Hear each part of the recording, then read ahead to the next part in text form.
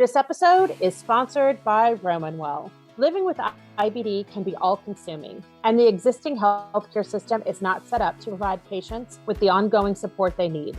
The dietitians at Romanwell believe that all people with IBD deserve access to the highest quality, evidence-based care available. They also know there's no one-size-fits-all solution to IBD, but there is one that fits you. If you're interested in getting back to living your best life instead of living under the constraints of your disease, head on over to romanwell.com to apply for a complimentary consultation and tell them Alicia and Robin sent you. Hi, I'm Alicia. And I'm Robin, and you're listening to Bowel Moments, the podcast sharing real talk about the realities of IBD. Served on the rocks. We have such a great episode for you this week. We're joined by Dr. Jami Kinnucan. Dr. Kinnucan is a senior associate consultant in the section on gastroenterology and hepatology at Mayo Clinic in Jacksonville, Florida. She's an IBD specialist who has a special interest in cannabis research, so we talked to her about all things cannabis and inflammatory bowel disease. We also talked to her about her work with Scrubs and Heels, which is a group of gastroenterologists who are looking to support other women choosing careers in gastroenterology. It sounds like such an empowering, supportive, and fun group of women, and we really enjoyed hearing more. Cheers. Hey everyone, welcome to Bowel Moments. This is your host, Alicia. And this is your girl, Robin. Today, we have a very special guest. There you go. Thrilled to introduce our guest for today's episode. Dr. Jami Kinnucan is joining us from Mayo Clinic. Well, we do start out every episode by asking a really academic question of what are you drinking? Oh, this is a very important question. And you know, you don't know me very well, but I am a cocktail connoisseur. I am consulted at conferences to make the conference cocktails. So these are facts. In the pandemic, we decided to experiment with, different cocktails and concoctions. And so I am drinking a cocktail called Naked and Famous. So this is, I just love the name, but I actually also love the cocktail itself. So for your listeners, if they want to make such an exciting cocktail, it is tequila. If you like the smokier tequila, mezcal is my personal preference. So it's equal parts tequila, lime. So fresh lime juice, usually squeeze, definitely make sure that you drain it so you don't get all the lumpy lime bits. Yellow chartreuse, which in the state of Florida is actually very hard to find. Oh. And Aperol, which is, very ubiquitous anywhere in a liquor store. But yes, this is a Naked and Famous, and I discovered it in Detroit when we were still living there. And it's one of my favorite cocktails. So cheers to your bowel moments and for our cocktails tonight. It sounds exciting. I wish I would have been to whatever conference it is that you decided that was a good option for, because that sounds yummy. Well, the conference that we recently had actually in Miami, which was supporting Scrubs and Heels, which is an organization that was created by two colleagues and friends, Dr. Nida Afsali and Dr. Aline Cherabati. I made the conference cocktail and it was Grit and Glamour. And so I see you drinking bubbles over there, Alicia. And so this was bubbles with a little splash of bourbon, a little simple syrup, and a candied cherry. And it was called Grit and Glam. So we call it bourbon and bubbles, but Grit and Glam was the name we used for the conference. So there are lots of options out there. And just for our listeners, everyone should drink responsibly and no more than one cocktail per sitting, but still can enjoy a nice cocktail here and there. Yes, that is definitely advice we give as well. Never. Exactly 0 times we've given that advice. We have never given that advice. I'm like, oh no, she's going to report us. Disclaimer. You need a disclaimer. No. We are not promoting drinking heavily, but enjoying a good cocktail. Yeah. That's why a good cocktail is nice, because you put all this effort in and it becomes this occasion every time you drink it. So that's very fun. Typical. I'm drinking champs again. So little bourbon. I don't have any bourbon. I may have to get some though. No, I don't have any. I have whiskey, like Irish or Scottish whiskey. You could do whiskey in there.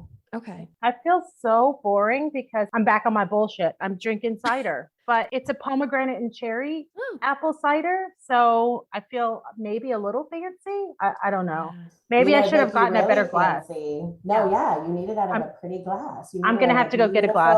Wine glass. That's what I'm going to get it. All right, I'm getting a glass. The conference that you talked about looked really fun. Like, of all of the GI conferences, this looked like one that actually would be pretty entertaining to attend. It was. I think I was honored to co-chair the conference. Okay, this is happening. Dr. Dubinsky. Mm-hmm. Oh, beautiful! Look at that glass.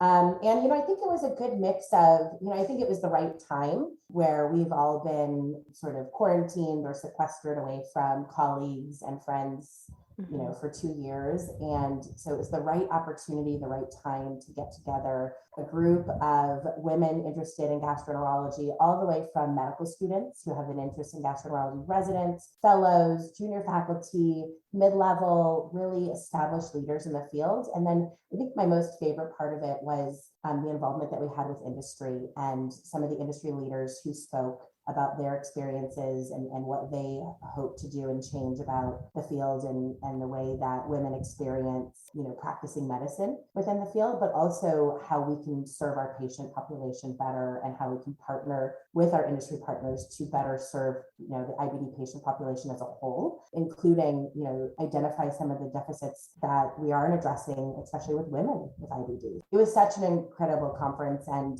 I think the advent of social media really helped give everyone that wasn't there FOMO. And so I think that next year will be even better. There's nothing I would have changed about it other than I wish we had more space. We sold out, which is incredible. I mean, I definitely have a suggestion that one thing that you guys were missing is us, frankly. Yes. So yes. Well, we did have some patient advocates there. Good. There were several patient advocates there, but again, I think we were limited by space and we were limited by restrictions within the Miami-Dade County because of COVID. So fast forward to 2023, we're going to pick a new location, and I think you're right. The ability to expand it beyond just the provider experience and industry experience, but also to include patient advocates like yourselves in the process, I think it's on my list of things, taking notes. I love that you were talking about like how it changes for women. I'm in the process of listening to a book, and it's all about how basically like the whole medical community didn't take women into account, like even just like stuff like seatbelts. Like seatbelts are geared for the average man, not a woman. And dosages are typically geared for the average man, not for women. And I started listening to it and then just got really mad. So I had to like stop listening to it for a little while. So I definitely had a minute, and then I had to like step away and read some fiction for a little while. And then I will go back to it because it is super fascinating, the things that you did not even think about. Like they didn't even consider women in this. And that's not even women of color, just like women, period. And then you start layering in all these other things. And I'm like, my head hurts just thinking about this. So, I mean, I would agree. I think it's in so many levels. And I think that some of what I think we're going to start to see coming out of IBD research is starting to extrapolate out dosing response in various trials based on gender, based on race and ethnicity, because we know that there's different pharmacokinetics in each of those. And so I think that we're getting away from the one size fits all approach and really going towards the more personalized care to medicine, which is, my ultimate goal is that I don't, come into a room and say, okay, well, these are your 5 options and let's pick one, right? I'd love to go into a room and say, well, these are the 5 options, but based on your profile, based on your preferences, this is the best option for you. And I try to do that with limited resources right now and limited biomarkers and data to support those decisions. A lot of the decisions that we use are based on how someone presents clinically and what the features of their disease are, but less so based on what I really hope we're moving towards, which is identifying on a panel of markers that, you would never respond to therapy A because of your profile, and that we should never even consider starting therapy A. So I think that's where we're moving. And then that's what I hope for myself as a provider, but also for our patient community, is that, that we're investing a lot of time and resources into that research. Well, and let's hope the insurance industry comes along with you, because frankly, they're your bigger hurdle. I mean, yes, you need all these other factors, but at the end of the day, if insurance isn't going to pay and they're going to fight, like you can't provide the right care. Anyway, that's a whole different nugget. I know. We're talking about cannabis. Where are we going with this? Yeah. I know. I'm getting it all fired up about this. And sip. Okay. And sip. Let's go back to Dr. Kinnucan. Tell us, how did you get involved in the IBD community? Why did you choose gastroenterology and IBD as your specialty? That's a great question. I was looking for a job after I graduated from college, before I decided I wanted to go to medical school. And a family friend knew this gentleman who is named David Rubin. So family friend knows David Rubin and says he was actually, I think at the time that I started working for him, he was probably about my age right now. So he was early in his career, or sort of like early mid-level in his career. And I reached out to him and asked if he was looking for anybody to be a research assistant. And because of this mutual family friend, and I think David will tell the story that it was the most beautifully written email he's ever received, but I don't know if that's true, but maybe it was. I'm very flattered to think that. But he offered me a job, and I worked for him for a year and a half. And during that time, because your listeners may not know, if they don't know, they may be living under a rock. But David Rubin is a very well-known, an incredible inflammatory bowel disease expert who is really, I think, making significant changes to the way we think about evaluating and managing patients with IBD. And so I had the opportunity to see this incredible clinician, develop relationships with patients that had inflammatory bowel disease that, quite frankly, my only experience prior to that was I dated somebody in high school. My high school boyfriend had Crohn's disease, and I really didn't know much about it, but I did get to experience being a significant other at the time in high school of somebody that had a digestive illness, which, was a significant limitation for him. And ultimately, I got the opportunity to experience that firsthand. So I did research with him, and I went to medical school and still thinking I'm going to be a pediatric oncologist. And then I did my pediatric rotation. And I think I got kicked in the head like 3 or 4 times by enough children and thought, I don't know that this is my calling. Like, I love kids, but I don't know that this is where I see my life. And then I finally did my medicine rotation and got real exposure to medicine. And in the meanwhile, like I'd been doing a lot with the IBD community. I sat on the associates board for the GI Research Foundation. I helped raise funds through the Crohn's Colitis Foundation. I did walks. I mean, I was engaged in the community, and I realized this light bulb went off when I was, applying for residencies. And I was like, am I going to be a surgeon, or am I going to be a gastroenterologist? And it was really almost like right before I pressed the submit button that I realized that like everything that I wanted out of medicine, having longitudinal relationships with patients, almost taking on that primary care role, getting to know patients, their families, their wants, their desires, seeing them, over many, many years, seeing them have kids, seeing them become grandparents, all of these things I could get out of caring for patients with inflammatory bowel disease, but then also the ability to do procedures and have that immediate gratification of being able to have a patient who comes in with, symptoms that are impacting their quality of life, do a procedure, be able to give immediate evaluation and potential diagnosis as to why those things are happening, and even sometimes provide therapeutic intervention and treatment at the time of a procedure. It sort of checked all of my boxes, and it was sitting and staring me in the face since 2004 when I graduated from college until I went to medical school in 2005. And I didn't even realize it of this is what I wanted to do. So I wouldn't look back. There's nothing I would change about what I've done. I really enjoy caring for patients with inflammatory bowel disease, especially now, 16 years later, when we have so many more therapeutic options to offer patients other than steroids and one biologic, right?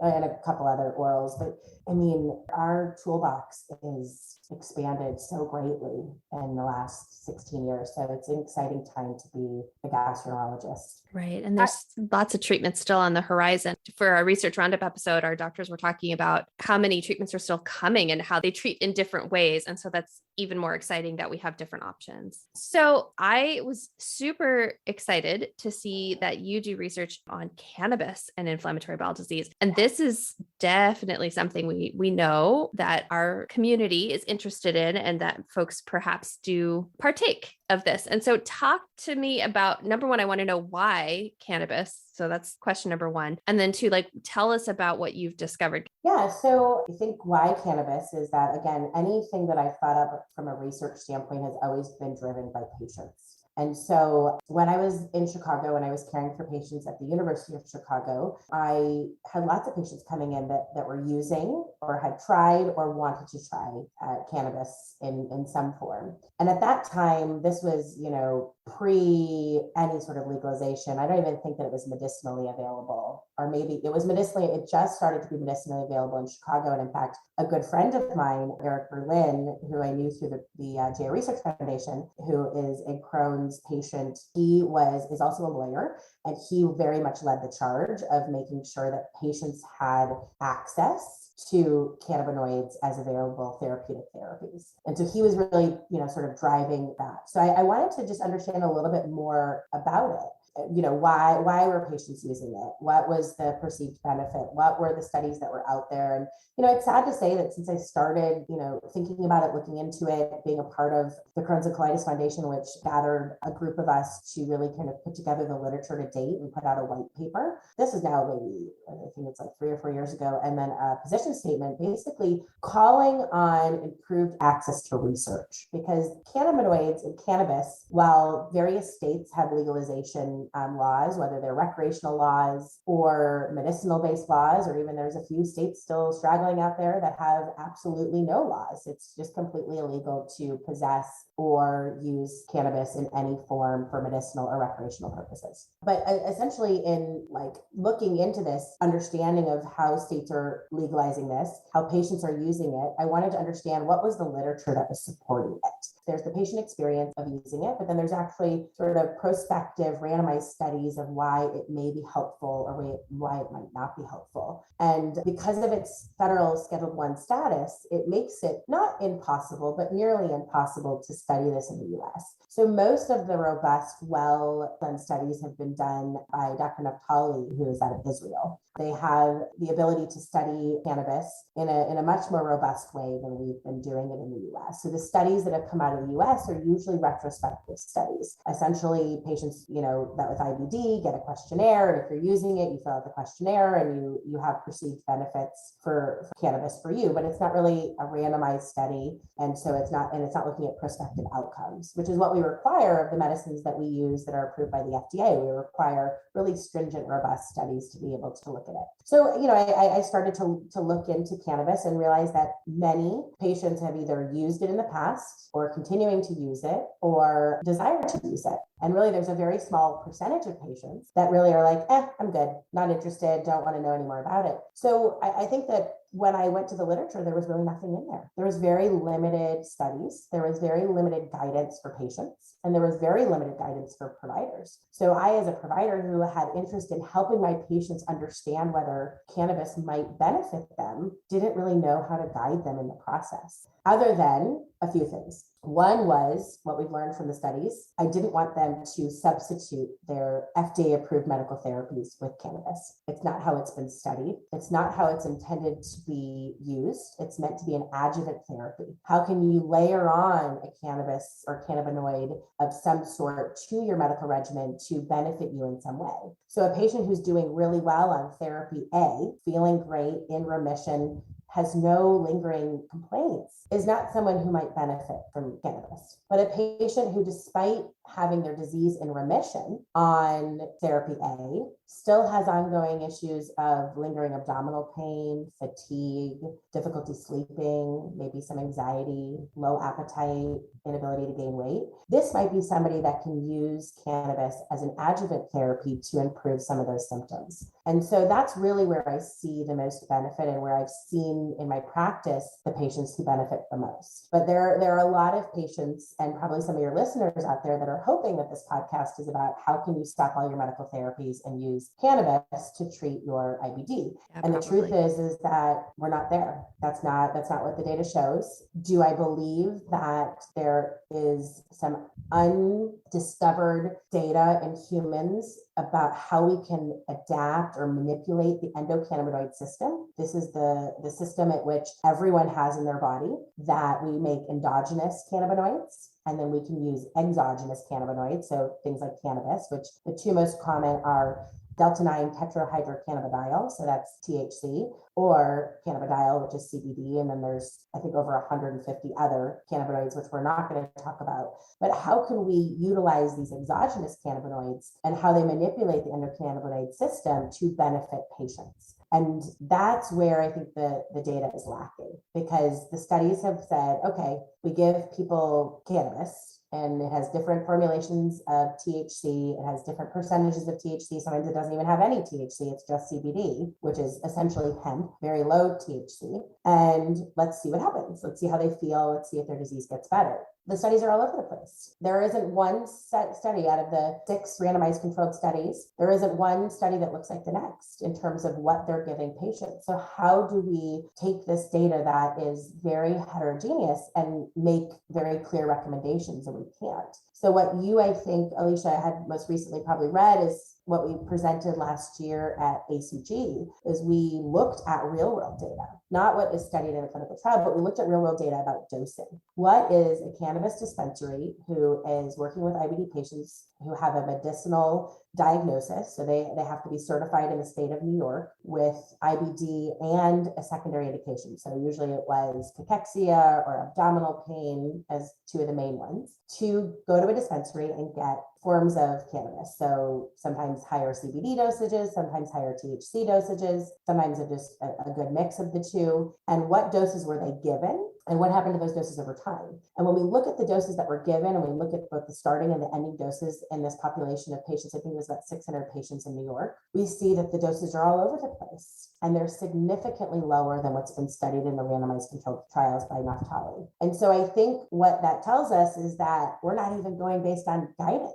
And if you were to look at dispensaries, I mean, there's 50 states and, everyone has different laws, and some states allow for high CBD strains. Some states don't have any sort of quantifications on what type is given. And so there's patients who are just getting kind of whatever they walk into the dispensary and get. And there's really no guidance that those pharmacists at the dispensaries have to tell patients about what dose they should start at. They kind of have some guiding principles, but from what I've told by the dispensary that we worked with, which is if patients are THC naive, they usually start at a very low dose of THC.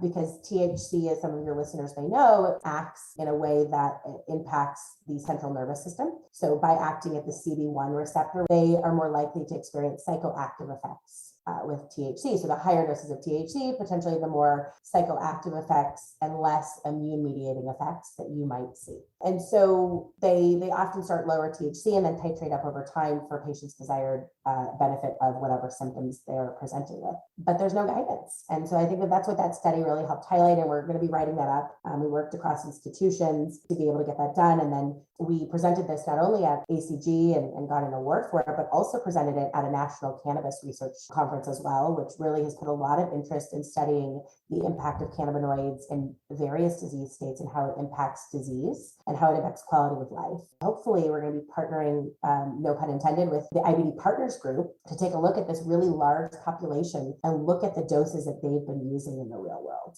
So there is a proportion, there is a study that was published that looked at retrospective use in cannabis use in this population of IBD patients that enroll in the IBD Partners Group, but they haven't looked at the dosing.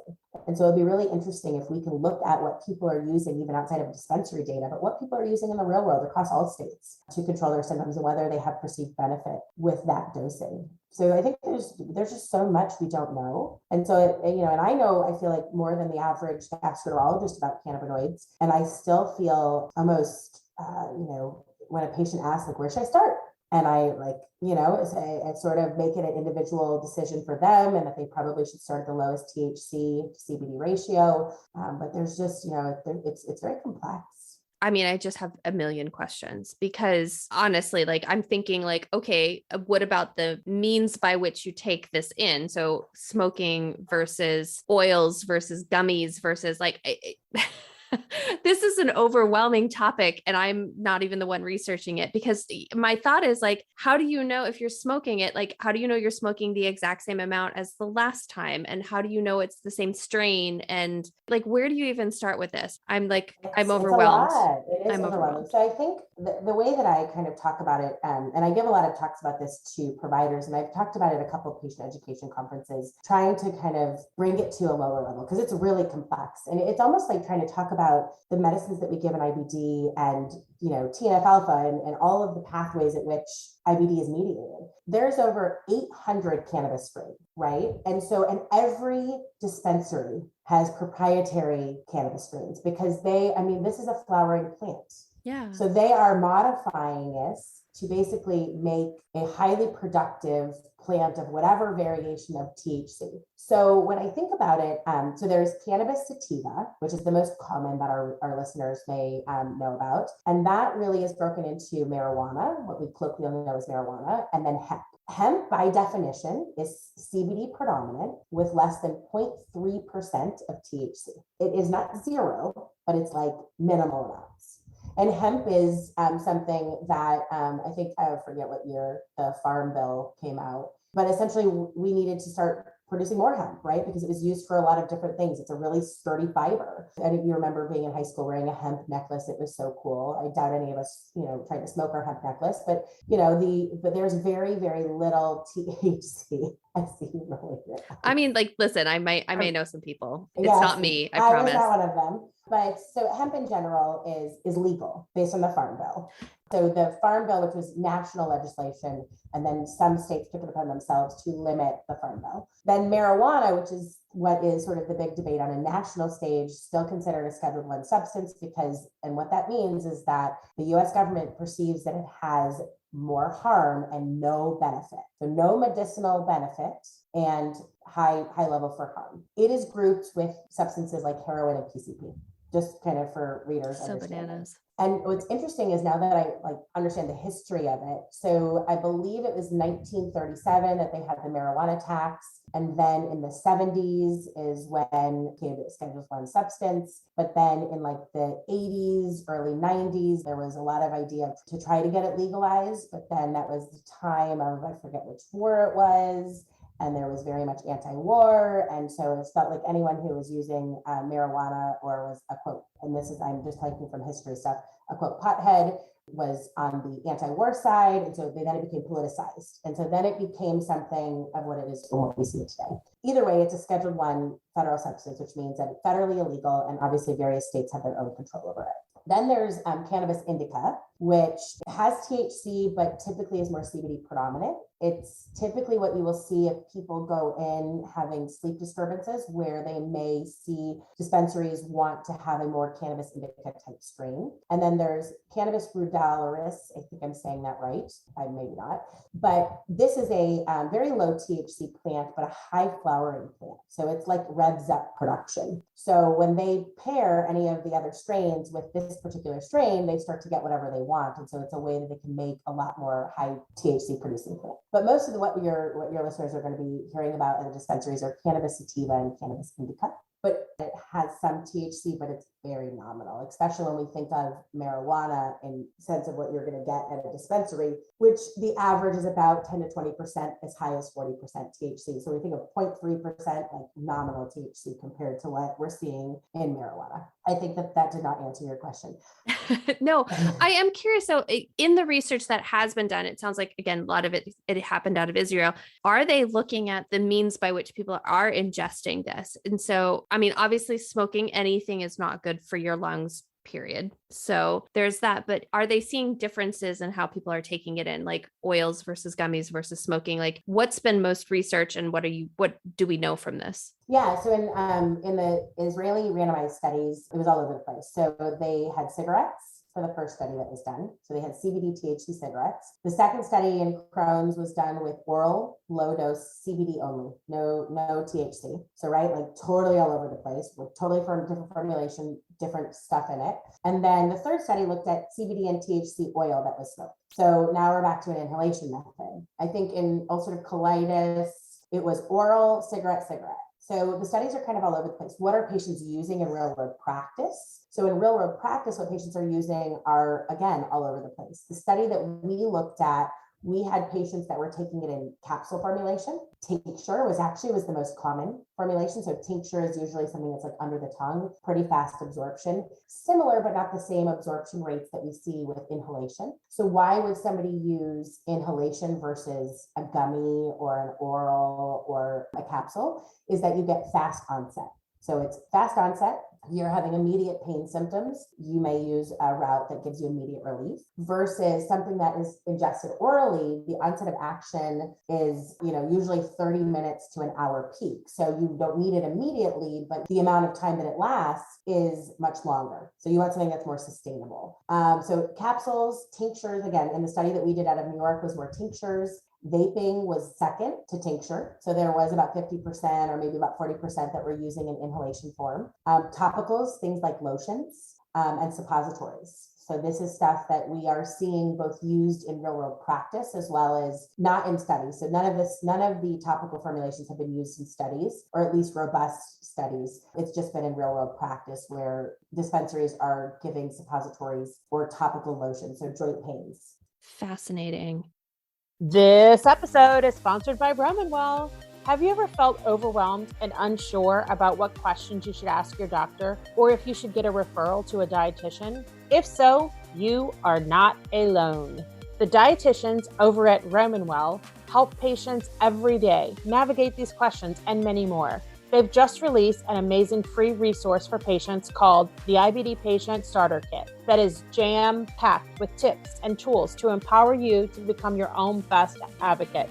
Check out the show notes or head on over to RomanWell.com to download a copy of the IBD Patient Starter Kit today. Obviously, we know that people who utilize marijuana in any form, there are some benefits to it. Like, you said anxiety, increased appetite, things like that we know go along with this. But when you're going endoscopically and looking at people who are using this, what are you seeing? Are there benefits to actual inflammation? Yeah, that's a really great question. So in the clinical studies, so I usually, when I quote this, I don't quote real world data, mainly because it's not placebo controlled and it's really hard to randomize and blindly control patients from THC because there is that psychoactive effect. And it's likely a lot of the real world data that talks about benefits is biased. If you use cannabis and you continue to use cannabis, it's because you have perceived benefit, right? And if you use cannabis and nothing happens, you're not likely to continue to use it. Right. So there's a lot of bias in the retrospective, non-randomized studies. And again, it's really hard to study this in a randomized way.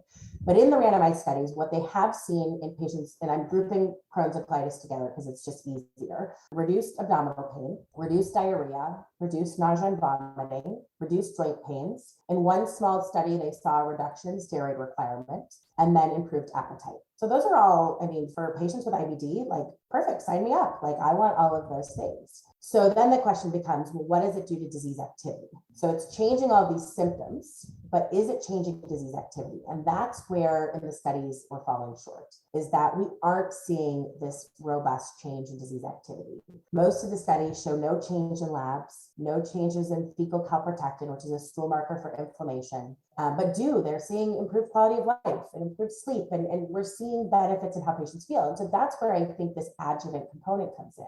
We're obviously missing the mark with some of our standard therapies in some patients. There's some patients that get on FDA-approved therapies and they do great and they feel well and they're living their life like they did before they got the diagnosis. But there are a good proportion of our patients that still have significant impact of clinical symptoms on their day-to-day functioning, even when their disease is under control. And this is where we're sort of missing the opportunity to help improve quality of life.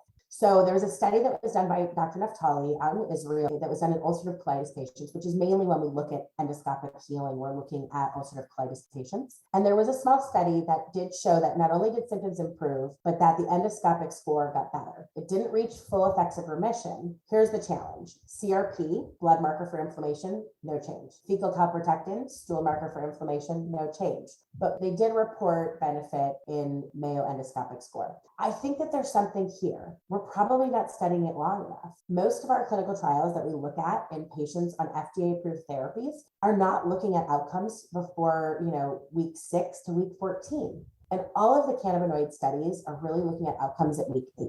So it's possible that we're not seeing the impact because we're not giving it long enough. It's possible that the answer is not in the fact that let's just see how much CBD, THC we throw at somebody, but maybe how do we manipulate the endocannabinoid system the way that we do with many of our biologics? How do we block those receptors for preventing downstream inflammation that really matters. And cannabis is just like this big, broad product of thousands of substances. And maybe it's not the benefit of using all of it together, but really, manipulating the endocannabinoid system. There are a couple studies that have looked at direct receptor antagonists, and Dr. Peter Higgins, who I used to work with at the University of Michigan, his group looked at a small study of Crohn's patients looking at a direct CB2. So we talked about CB1 being in the brain, but CB2 being more inflammatory immune-mediated cells carry CB2. And if you block that receptor, if it improved abdominal pain scores, and it did show some early benefit. So I think that we're probably not looking about it at the right way. But since cannabis is so freely available in most states, it's just easy to trial and error it on your own, right? I mean, that's what a lot of patients are doing, is they're experimenting on their own. But I want to capture that data because there's a bunch of people experimenting on their own, and I want to understand how is it benefiting them, but I want to look deeper and look at how is it benefiting their disease. I'm curious if there's any studies, because you were talking about how do you take something that's so diverse and all over the place. There is Marinol, which is a drug used for a lot of cancer patients that is derived from cannabis, but they take the THC out. And a lot of times it's used for patients who are doing cancer treatments that have no appetite any longer. Have they looked at that in patients with inflammatory bowel disease instead of marijuana? So what's interesting is Marinol is actually a synthetic THC. So it's not actually that it's been removed, it's actually a synthetic THC analog. So it actually has no CBD component to it. Great. And so we have quite a few synthetic cannabinoids that are approved in the US that have been studied, but not in IBD. And so I have patients that I have personally put on Marinol, mainly in a pre-legalization world when it was the only thing we had available and we were using it off label because the FDA says we can use it for chemotherapy-induced nausea, vomiting, and AIDS-related cachexia. But I have used it off label and have seen benefit in improving appetite and improving nausea and vomiting in those particular patients. The studies that have looked at THC alone in IBD patients have come up negative. So really the studies, and there's only two that in randomized controlled fashion that have looked at CBD with THC. And there's a synergistic effect of both of these cannabinoids when they act at the endocannabinoid system. So having both of them helps you bind to the CB2 receptor and the CB1 receptor better than if you just have one of them alone. And so the challenge is that the studies that have looked at just THC have not shown that as much benefit as the one that have looked at combination of the both. There is one that is a CBD analog that was approved for epilepsy that they would like to look at the impacts in IBD patients. So there are some discussions about potentially taking a look at this particular already FDA approved therapy for a different indication. Again, I think that we're going to keep coming up short if we're not targeting a receptor directly. I think really where the benefit is going to be seen, both in the short term and the long term, is when we start to manipulate the immune system by targeting these receptors in the same way that we have gotten away from broad systemic therapies to suppress the immune system and have gotten closer and closer to very targeted therapies to the immune pathways that are mediating IBD. That's where we're probably going to see the most benefit. But again, I think the stigma that surrounds cannabis and cannabinoids and using cannabis, not in our IBD patients. I think our IBD patients are very open to the idea of using something to supplement their therapy to make them feel better.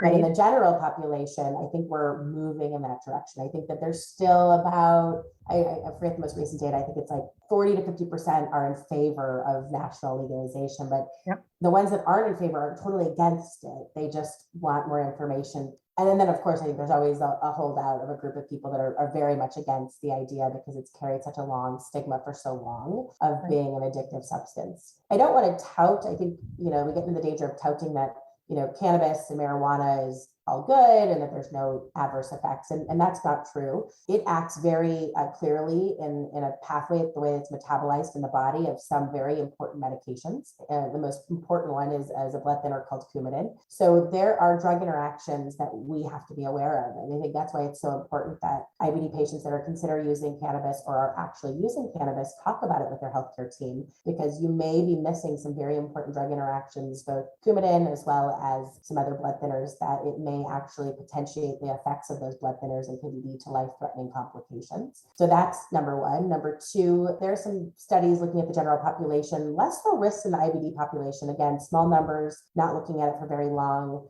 But certainly, I think that we give therapies that have some very considerable risks, but also very considerable benefit. And so we have to weigh those benefits against those risks. And so that's a discussion that I usually have with patients is, everything that you do has risk. Drinking alcohol, eating certain foods, taking Tylenol, getting in a car, all of those things have risk. And so we have to address, if this is going to impact your quality of life, your ability to eat, your ability to gain weight, your ability to go to work, your ability to, do the things that you want to do, then we can take on some small risk as long as we know what that small risk is and we have that open discussion about it. And we're on the same page that this is not meant to replace your therapy A, that it's meant to supplement and improve your quality of life. That I think that patients and providers can partner together to figure out the ways to make this happen if it's needed. A lot of patients don't need it. A lot of patients are doing really well on some of the therapies that we have. And so there's not even a need for a discussion about it. But for some patients that aren't, I feel terrible if they don't feel comfortable talking to their healthcare providers about how do they incorporate something like this into their medication or treatment plan. I want to highlight something you just said because I don't want to just gloss over it. Patients talking to their healthcare providers about this, because in my previous life, some advocacy work that I did, I had a mom reach out to me about her college age son who was using cannabis, going to a dispensary. It was medically legal in the state that they were in, and he was transitioning from pediatric care to adult care. And one of the questions I asked her was, does his physician know that he is also using cannabis as part of his treatment plan? And she said no. So he has to find a physician that he is comfortable talking about all of his choices for treatment, even if it's yoga or acupuncture or, anything that he's doing. He has to find a physician that he's comfortable sharing all of that, because it's going to affect his overall quality of life. And like you just mentioned, drug interactions, like all that stuff. So, I didn't want us to just pass by that, because we have a lot of patients that listen. Right. So I want you to understand that. And that goes for all supplements. All supplements. Yes. Anything you're doing. Just because it grows as a plant doesn't mean that it's going to be safe with all of your medications. And so I think, talking to your healthcare provider about everything you're doing is super important. Especially your GI. I always think of, I just had to find a new primary care. Everyone knows this. I moved to Florida, and I actually told him, I'm like, I just need you to be my primary care on paper. My GI is actually my primary care. And he was like, cool, thumbs up. But you have to be able to tell them everything you're doing. Yeah, and I think that most patients feel comfortable talking to me about it. And maybe I'm wrong, mainly because I think if they Google my name, there's usually cannabis that comes up near it, which my parents would be mortified. That my name is associated with cannabis in some sort of master Google world. But so I think they feel that I have enough knowledge that I could talk about it with them. I think they're often surprised by what I tell them when I'm sharing knowledge about it. What the first thing I say is, why are you using it? And then somebody, a patient will say, because I have pain every day. That is, I think, the most important discussion opportunity right there, right? Because if they filled out a questionnaire and they said, when was the last time you had pain? And they're not having pain because they're using cannabis every day to treat their pain, then the answer to that questionnaire may be no. But if I say, why are you using cannabis? And they say, because I have pain without using it. What I need to do as their IBD provider is to ensure that I am understanding everything about their Crohn's or their colitis that's causing them that symptom. If we do full investigation and there's no active inflammation causing said pain, and we're using this as an adjuvant therapy, then I feel really confident that, we're on the same page. But I think that there's a subset of patients that are self-medicating because their therapy A isn't getting them to their target, which is clinical remission, absence of symptoms. And so they're supplementing with cannabis and they're feeling good and they're functioning, they're doing all their things. And so when they fill out some questionnaires, we may miss them, but that they actually have subclinical, I wouldn't even say subclinical, they have inflammation, and that inflammation is driving that pain, and it's being masked by the use of cannabis. And so there was a study that looked at patients in Canada, and it was a large study. And again, it's using healthcare claims data. And so we have to take it with a grain of salt because it doesn't control for a lot of factors. But cannabis users users in IBD versus non-cannabis users were more likely to require surgery. And I could, extrapolate why I think that is number one, maybe cannabis users had more severe disease, can't control for that, we can't match that. And number two, cannabis users were more likely to be masking symptoms. They were more likely to be using cannabis because they had persistent pain or whatever symptom is driving to use cannabis. So I think the most important thing is that we make sure that we're still doing this treat to target strategy, which is we provide therapies, whatever those are, whether they're FDA-approved therapies or FDA-approved therapies plus complementary therapies, things like cannabinoids, yoga, supplements, whatever they are, and that we're meeting a target, that you're feeling well, but also that the disease is doing well. So we prevent those long-term complications and we don't let patients go for years using cannabis, realizing like, oh man, you've had this inflammatory stricture that's just continuing to get worse because you've been able to mask those daily symptoms with cannabis. So that's my biggest fear in patients not talking to their healthcare providers, is that if you don't talk about it, then you don't ask the next follow-up questions like, why are you using it? I think that's the more important aspect too. And then, when you feel good, like, therapy A didn't get you to that target of feeling great, but when you started to use cannabis every day, you did get to that target of feeling well. The pain went away, you were able to eat, you didn't have diarrhea. So then you're like, well, therapy A is A, it's expensive. B, I have to either go for an injection or an infusion. And C, it didn't really help me feel better. So I'm going to stop therapy A. And that's where I think we get ourselves into problems, is that patients then don't feel comfortable talking to their provider that I stopped therapy A, because they want to be good patients. They want to do everything that they're told or that they're supposed to be doing. And so they don't feel comfortable having those conversations. And so if anything, I advocate for two things. Number one is find a provider that you feel comfortable having those conversations, even if they don't agree with you. Have a healthy discussion about it. And then two, my main mission in podcasts like this and giving talks at state societies and nationally about cannabinoids is to educate providers so that they do have that baseline level of knowledge and have, even though we don't have all the answers, that they have some talking points that they can talk to patients about. So patients are like, okay, you kind of know what you're talking about, or you have some idea. I mean, even when patients come to me, I've had patients bring me literature that I haven't even seen, very small studies, non-randomized studies. I mean, there's a lot of case reports out there, and I'm open to it. I'm excited to see that there's information that's being gathered, that's getting out there. And so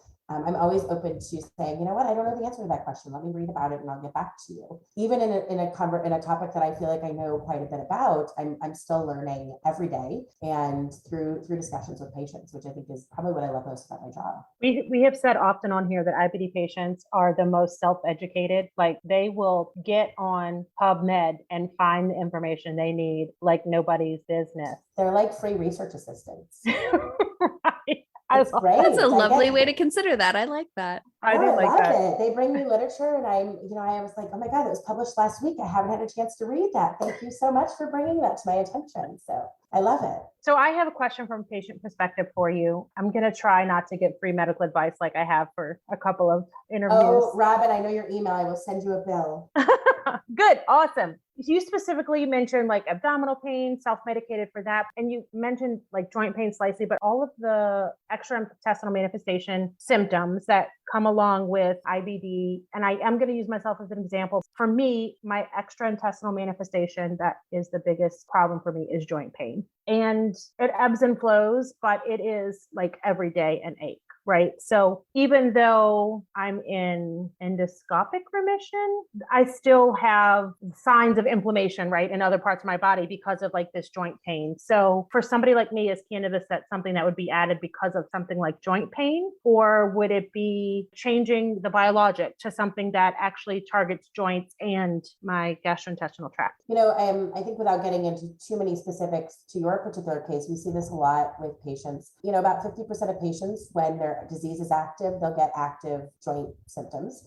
And then when their disease in their gut, their luminal disease is inactive, those joint symptoms will go away. But then there's a subset of patients that will have persistent joint symptoms despite having primary control of their luminal disease. And from what I'm hearing, that sounds a lot potentially like you. Many of our therapies target both, but some of them don't. And some of them do it a little bit more effectively than others. Sometimes in these situations, if obviously your primary biologic, if you're in endoscopic remission, is working well to control your luminal disease, but you're having persistent extraintestinal manifestations, limitations. Sometimes we'll layer on an immune modulator, either in the form of 6-mercaptopurine or methotrexate. Sometimes we'll use an oral mesalamine therapy called sulfasalazine that can be very effective in controlling joint symptoms. I will tell you that I'm not a joint expert, so I often, and the one thing I love about the Mayo Clinic is I have easy access to specialists that are experts in various organs. And so I will partner with my rheumatologist here to ensure that we're not missing a primary rheumatologic issue, something like rheumatoid arthritis, which can be seen even in patients that have underlying inflammatory bowel disease. But the more common reason is that it's an IBD-associated arthropathy, which is just a fancy special term for joint pains in IBD patients, right? And so then we can start to seek out different complementary therapies. And there's kind of literature all over about different complementary therapies. So turmeric has literature, so curcumin has literature about improving inflammation in general, mainly in ulcerative colitis patients. But again, these are all adjuvant. So complementary means complementing the primary therapy.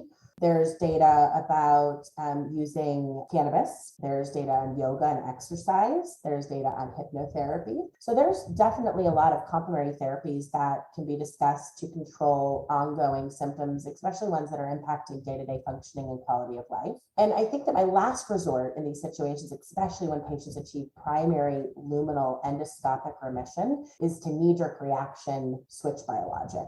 First, I would make sure that we're on enough of the biologic. Sometimes patients are underdosed. They're getting the right dose for their GI symptoms, but not the right dose for joint symptoms. Adding a second therapy, but last resort would be considering switching therapies because it is obviously working for the primary disease. But again, I would never switch therapies without working with a rheumatologist who often has some very clear tricks up their sleeve that I haven't even thought of. Thank you for going into so much detail. I just wanted to point out that cannabis is a complementary therapy, but there are other options too. And that's another reason why you should definitely talk to your GI about this, because it could be a knee-jerk reaction on your patient part. Like you're just like, I just want to fix this problem that I'm having right now, no matter what, instead of taking into consideration all the different factors that you might not even think of unless you're talking to your GI about it. The common error that we see is that patients come to see me for a second or a third opinion, and everyone tells them therapy A is not working. Your joint symptoms are obviously your Crohn's. You should switch to a different drug. And that I think is maybe not the most thoughtful approach, to kind of really sit back and say, like, maybe we need to consider additional things on top of that.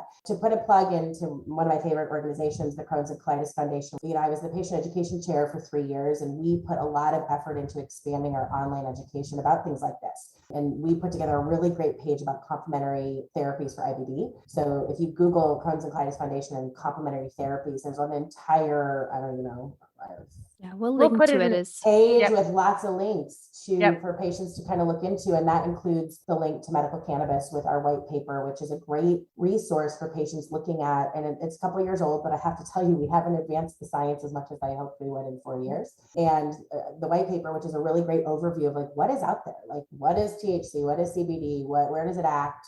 And how does it benefit patients with IBD, and how does it not benefit? Like, what are the things that we don't know yet? Mm-hmm. And what is our call to action? And, how do we improve our understanding of this in IBD, which is, I think, my third kind of thing, which is we need better understanding, mainly because I just want to be able to help educate and guide patients. And it may be the answer is that there is no role. Knowing enough patients that are using cannabinoids in various formulations, in various THC concentrations, some using CBD alone, there's benefit. There's benefit for that patient. And so it's an individual patient approach. And it's, and so it may be a trial and error. You may have to do some experimenting with your own body and deciding what works best for you to get you to what your target is. What are you looking for? Are you looking to sleep better? Are you looking to have better joint inflammation control? Are you looking to have less pain? Are you looking just to have an appetite? What are you hoping to achieve? And then really being honest with yourself, if you think that adding whatever complementary therapy it is it helping you reach that goal? And if it is, then it is worth some small risks, understanding what those risks are, doing that in combination with your healthcare provider. But if it's not helping you, be honest with yourself, it's not helping, and then move on to something else versus, hoping that it would help because, it helped 10 different friends of yours with whatever symptoms they were having. One of the things you said brings up a big concern to me is that if the cannabis is masking something, Interesting. Is there a way that you work with your patients to ensure that if they are utilizing cannabis products, that they're not masking symptoms? Yeah, Alicia, that's a great question. With my particular patient population, you are monitored. I put you on a very short rope for the first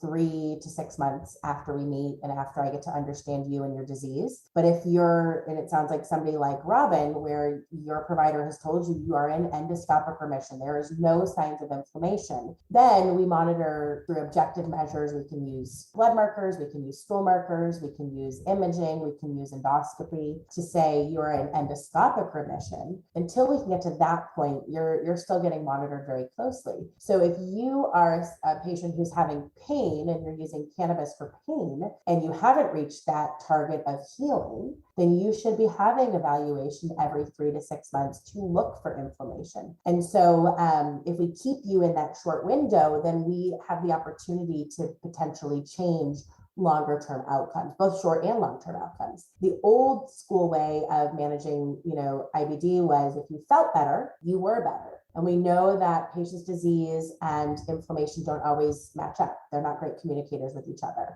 We have patients that are out there that have lots of symptoms with no inflammation. And those are very important things to still address, but it doesn't mean changing your biologic. It doesn't mean changing your therapy if there's no inflammation. And then we have lots of patients who have no symptoms. This is the best they've ever felt, but they have persistent inflammation. And so those are the patients that we certainly want to make sure that we're optimizing their treatment strategies, or at least putting them on a very short window for reevaluation and looking for progression in a short period of time versus finding out 5 years later, you haven't been having symptoms until you show up in the ER with an obstruction, right? And that's where I've seen a lot of patients sort of early in my training and how we, I think, as a field have gotten away from that, really introducing this idea of treat to target. And what are those targets? And those targets can be different for each patient, and those targets can move, and those targets can evolve. And we just have to make sure that we identify what that target is and that we're either meeting that target or we're not, and that we have a plan and a strategy to meet that target or change our target. But just, here's your therapy, go on your way, I'll see you in a year is certainly not the strategy that I employ with caring for patients. And I know that many providers who care for IBD patients also have a very similar strategy. It's helpful. Thank you. And I have like 17 follow-up questions, but I'm not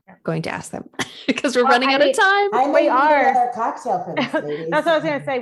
We have kept you on this call for a very long time. I feel it's okay. I've enjoyed our conversation. It's been fun. If someone listens to this podcast and they take away only one thing, as a professional that treats IBD or as a patient with IBD, what is the one thing you want them to take away from our conversation today? All right, so I'm going to direct it in 2 different ways. So if you're a patient listening today, I think the number one take home is that we don't have a lot of data about cannabis improving disease activity, so inflammation in IBD. And so I don't want patients to think that they should go home, stop their medicines, and start using cannabis. That's, I think, the most dangerous thing that people could take away from this podcast. And I think providers have a basic understanding of that there isn't this sort of, magic bullet that we found with cannabis that it's going to cure IBD. But what I would encourage providers to do is to listen to a webinar that's posted that I've given, listen to this podcast. I think we've gone over a lot of the stuff that I've talked about in webinars,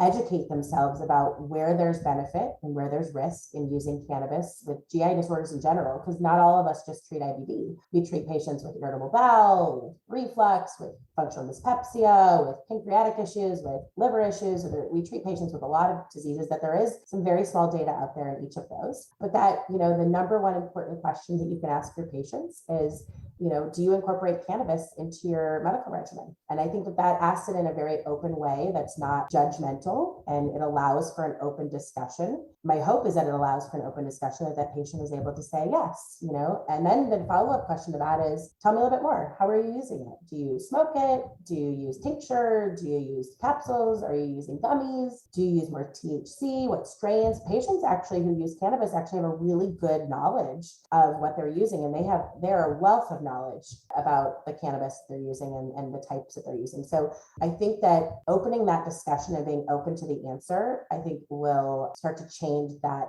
statistic, which is that majority of patients don't disclose this to their healthcare provider. And my, I think the biggest take home is patients talk to, I gave you lots of things. So I went over my one. Patients talk to your healthcare providers. They actually are probably more open than you think. And providers, ask your patients, because I think that you would be surprised with the answers, and you may actually get to know a little bit more about your patient and their disease if you start to ask the right questions. Dr. Kinnucan, what a revolutionary sort of podcast this is. Like, I feel like I learned so much, and I have 8,000 more questions. This was really, really like so insightful and so interesting. So thank you for sharing all of this with us. This was really fun, and thank you for inviting me.